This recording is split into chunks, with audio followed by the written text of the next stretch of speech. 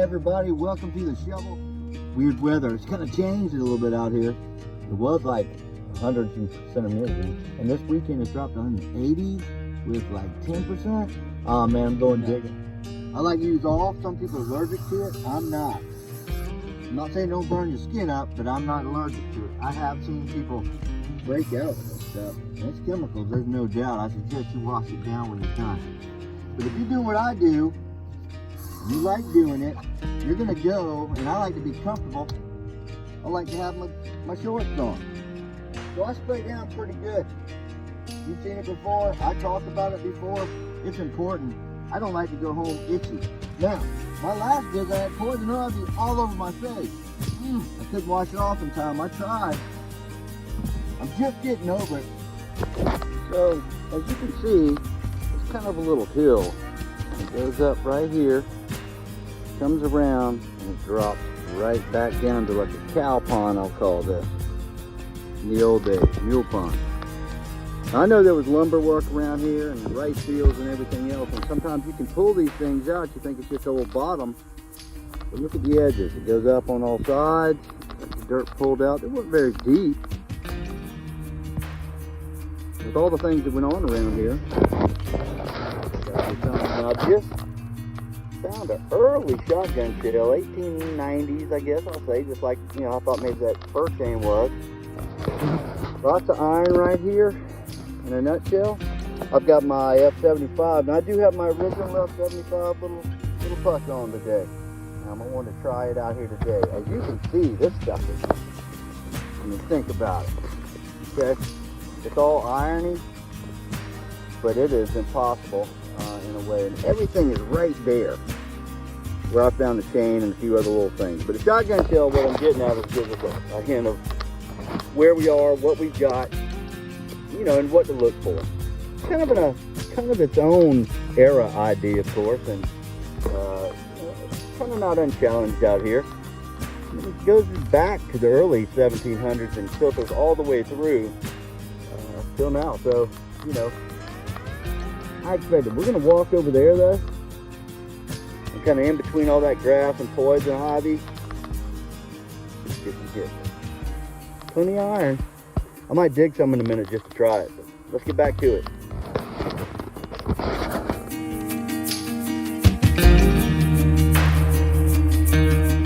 Oh, look, it's a number 6. Or an 8. I know what this is for. I know what it was used for. Which one you want, 8 or 9? 6? Cool. 80. And behind me, something called the Great Swamp. We went for miles and miles and miles until Cosmos came here and started settling out. There was Indians. There were all kinds of things going on. This was their hunting ground. In the early 1700s, they started creating farms or plantations, and the plantations were mainly rice in the beginning and just staple to keep alive and a few workers.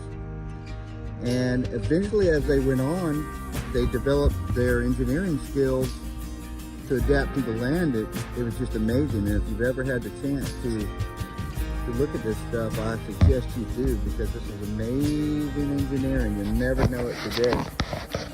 This canal is hand dug. I imagine it's probably 200 years old. You'd ride by it every day and not know it. So it's hand dug, dirt both sides on, and it was maintained for probably 100 or so years for sure.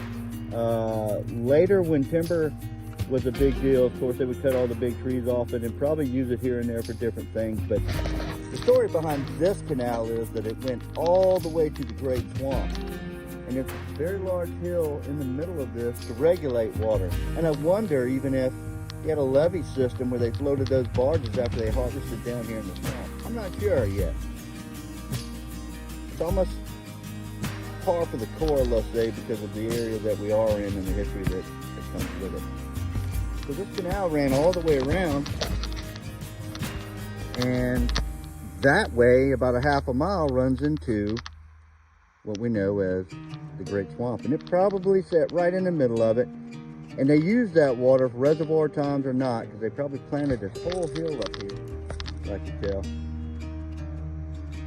So what we're doing is walking around. Maybe it's an old house or a shack that was just along the canal at one time. I'm sure there's people hunting and messing around, but I wanted to share that history with you. It's very old. This place starts in the early 1700s and moves right on up through about 5 or 6 families until sharecropping, lumber, phosphating came and kind of overtook everything, and then we go into what we call the Industrial Revolution to the south. So let's continue on. We might find something that's very thick there. I'm going to kind of look in that sand and see. Who knows? So. Now guys, I do not recommend you doing this like I'm doing it. Find your own way if you do, but I do not recommend just busting up in there. So, I stepped across, here's my ditch, and I wanted to check this area out. You can see it's terrible. I guarantee there's something that I do not want to mess with. I can see where the land's been a little disturbed here. It's been pushed around. It may have been a lumber pile or something at one time, I'm not sure, but look, check this out. This one I know. I'm going to go ahead and say it one more time. I have never been to one of my sites, colonial sites, that did not have a native on it. It tells me that these guys followed each other around pretty heavy. We know they traded. We know what they did, but this land was Native Americans way before anybody got here. So hold up, guys. Human beings, Native Americans. This is their area. I love to find this stuff. I'm going to leave this stuff to someone else or where it belongs. I got some signals here. They're ironing. I took my headphones off because the wind was blowing and you weren't going to get me. So, a little bit of iron back there. We're going to go and see what we can do. You see how thick it is. I mean, it's poison ivy, rabbit tobacco, everything in the whole world's up in there, I guarantee you. So, I'm going to back off of that. So we'll check these sandy spots. Maybe we'll see a point or something.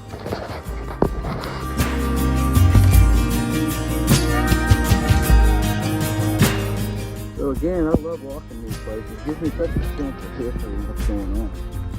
Another piece of dressed up pottery, very old.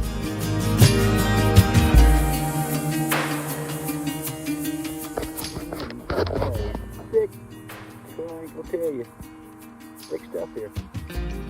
But it's interesting and not much work, pushed around dirt, and that's about it. There's some relics in here. A lot of iron, so I'm not figuring out when I'm gonna dig a piece a minute. We'll see what it is. I'll try to date it and see if it's lumber or some farming stuff. I'm not sure. Good place for some farming sheds, that's for sure. Anyway, I saw 4 or 5 pieces of it as I walked through, so I know eventually I'll probably see some more. It's nice sandy dirt. You can tell it's livable. It's a little high right here, right on the edge of that great swamp, man. Crazy. Crazy geology, crazy topography. Ooh, so we're still kind of drifting around with a little coil. Oh gosh, you can tell this ground was lived on. It's so packed. Maybe it was livestock, I don't know, but check it out. So, I got this one little hit here, and I went through a bunch of iron. Can you see that? Look how frail it is, really. One little piece of a button. And it's about to fall apart.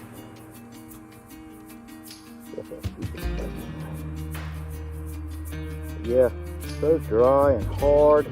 Man. Anyway, we'll try to save it. There's stuff out here, guys. But you know, it's all part of the story and trying to figure it out. Let's go check it some more out, see if we can find some more. So we're back, and I gotta tell you, I am so grateful to Fisher Labs. Everything that they have for me is spot on, man. I'm in heavy iron. I got this little coil runner. This is the original. Okay? I've got so much iron that I'm getting 3 or 4 different beeps in the same little area. So I just dug a little button, colonial, and then the iron's heavy. I actually almost thought maybe it was a sword scabbard or something had the tip and the top arm with the link, but it was all iron and these signals between here. So interesting, it's hard to explain, but the ground is hard as a rock. I'm struggling. But check this out, this popped out. I just popped it out the ground. It popped over here and I pinpointed it. It's a big dandy. Yeah, it's a big dandy. My thing is the capabilities.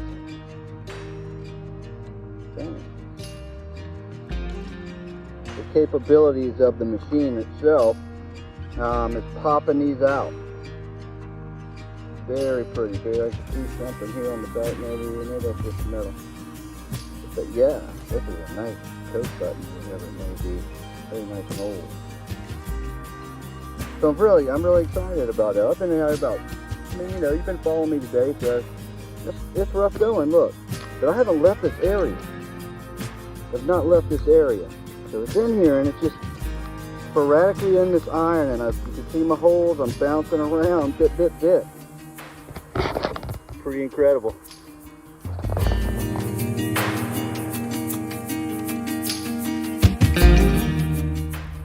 Oh yeah, we're getting there somewhere.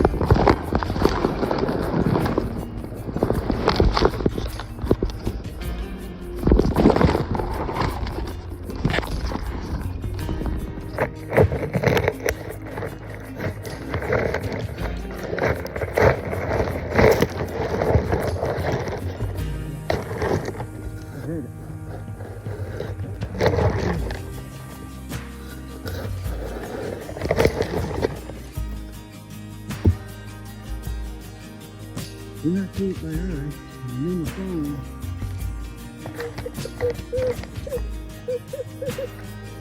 Right here, and I see it, and unfortunately it's not what I thought it was. Drop a bullet. No, I don't want that. But anyway, it's a good signal, huh? It's a good signal. Over here. Keep up. Well, this sounded good, but you know, it could be what the last one was. I don't know. Pretty close together here. Nice galaxy.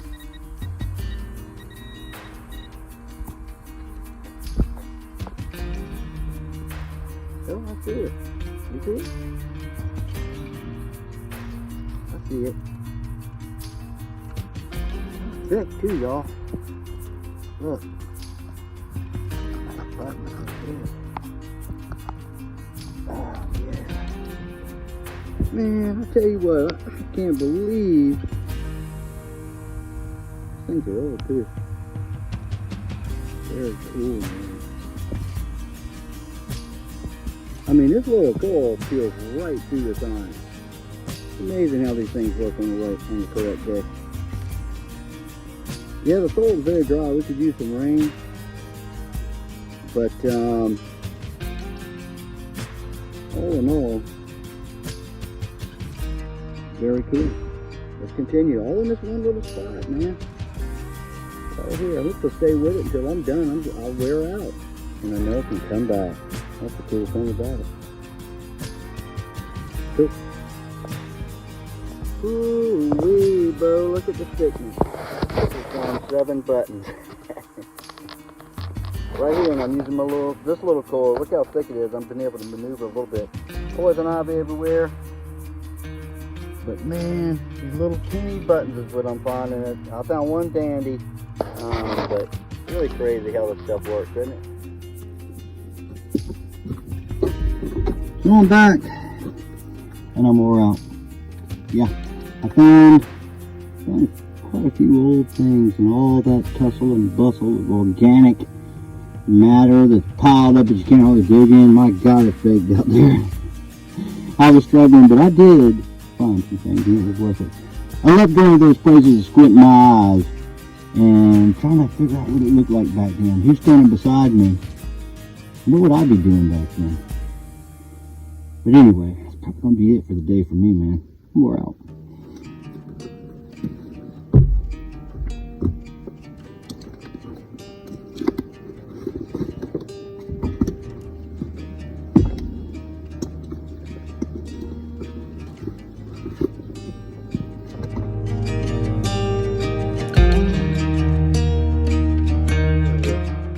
that old thread in there starting to dry out, because I just dug it a few hours ago. Look at that cotton thread coming out in there. Isn't that crazy? I hate cleaning these, I really do, because, you know, I mean, you're going to pop it if possible. What do you do with it? Look how thin it is there. You see it? Can you see it right there? Same piece of cotton thread. I'm able to take a skewer and poke the middle out of it, but man, I still can't serve that thing like I'd love to. I could hook it up right now, and as it dries, all that dirt's going to fall out, and eventually so is that thread. And that is a bummer when it comes to this kind of stuff, and it's just part of it.